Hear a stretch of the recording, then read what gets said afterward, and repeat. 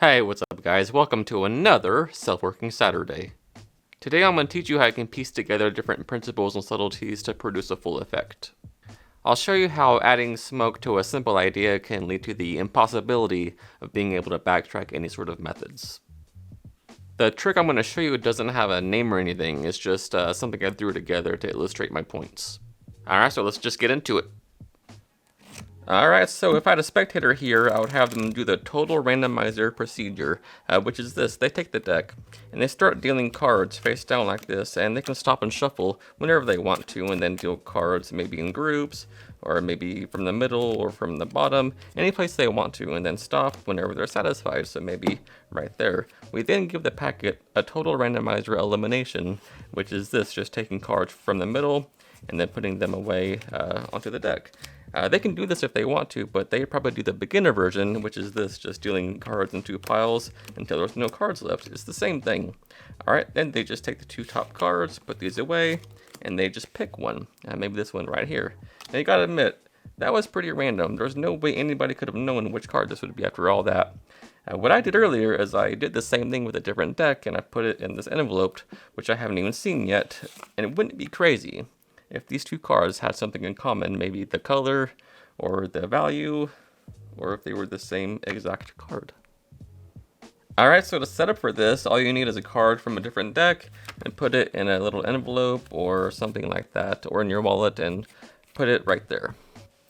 Whenever you're doing a prediction trick like this, I find that it's best to not say ahead of time that you have a prediction hidden somewhere, because then everyone knows that what you're doing is going to lead to this card. And so it's just my opinion that it's just sort of a spoiler alert if you say that ahead of time. So instead, before you start performing, you can do different tricks, but just put this aside and just call no attention to it. Just put it there, because everyone is going to wonder what's in this little mysterious black envelope. So when you're ready for this trick, just put the king of spades on top of the deck and you're ready to go. You're now going to coach them through Ray Goulet's dealing subtlety, which is this. So you hand them the deck, and you ask them to start dealing cards face down, and as soon as they deal that first card, maybe a few after that, they can do whatever they want to. They can shuffle as much as they want to. You can ask them to deal in groups, or from the bottom, or from the middle. It doesn't matter as long as that first card is the first card that's down. So it's really just a way to hold out cards despite their shuffle. So this could be a royal flush, or this could be the four aces, or any force cards that you want. But this is what we're going to do. We're going to do Simon Aronson's Bluff Oracle. So you pick up the packet and you say, look, we're just taking away cards like this, and don't really try to justify what you're doing, because as John Bannon says, a lame justification is worse than no justification. So you do this and you just put the cards there. Now notice what just happened. I was very casual about that, even though I maintained control of that king of spades there. So what you need to do is just pay attention where the bottom card goes. So as you're doing this, you're just doing a reverse pharaoh. So you're just up jogging every other card like this as you come to them. So it's just a reverse pharaoh, basically. So you just do this until you have up jogged all the cards. And then once you're here, this is the bottom card. So you strip away the in jog cards and put them there. So you just always keep the half that has the bottom card. That's why it's called the Bluff Oracle.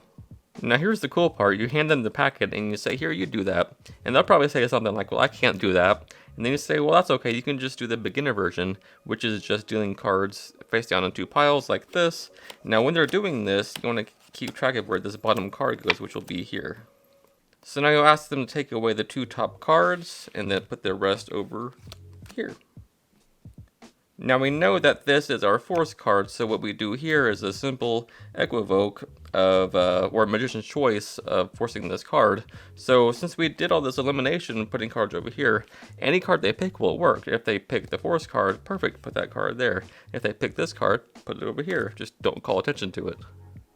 So here's the first time you address this envelope. You say, look, I did the same thing earlier with a different deck, and I put it in this envelope. I haven't even seen it yet.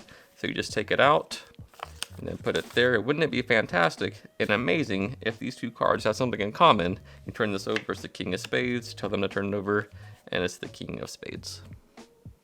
Here's another cool way you can use that dealing subtlety force card on top. Like I said before, they deal cards like this face down, stop and shuffle if they want to, deal cards in groups or in the middle if they want to. Wherever they want to stop is fine. And then what they do, since the force card is on the bottom, you have them do the cross cut for us, so they cut the cards anywhere, and then like that, and then that's the force card. Another cool thing you can do is have the 4 aces on top, and just tell them that you want to have 4 cards picked randomly, and so have them do the dealing subtlety, and just make sure they deal 4 cards before you ask them to stop and shuffle. And so they do that, deal some more cards until they want to stop, and then have them pick up the pile, and then deal 4 cards face down, like they're playing a hand of poker, like this, and then they arrive at the 4 aces. Alright, so I really hope you learned something new and got some insight with this video. And if you like this Happy Practicing shirt, I'll leave a link down below too where you can pick those up if you want one. So until next time, happy practicing. I love you guys.